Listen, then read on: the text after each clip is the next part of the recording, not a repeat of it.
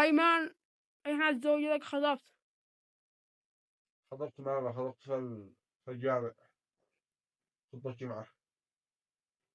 تسوي كلنا تقول يا رب زفينا جميع العزبة. اليوم هذا القصيدة اللي أعطيها دحين اليوم يوم الجمعة الخطبة وهذا خلف الجامع أو جبهة فوق عبهم.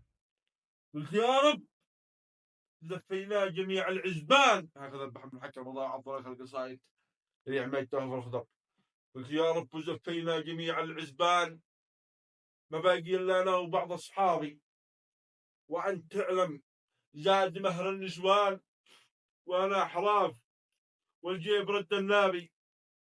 وبعدين كان ابكي يا رب لا تجعل علينا الخبلان تسخر وتشمت لا كبرنا شنابي.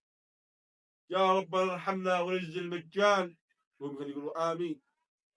يا رب ارحمنا ونزل مجان من حوريات الجنه العنابي ما به معاها اخت او حتى اخوان وارتاح من دحس المره وانسابي ما تعرف الا انا الحبيب الولهان والها واعيش في راحه وانسى تعابي.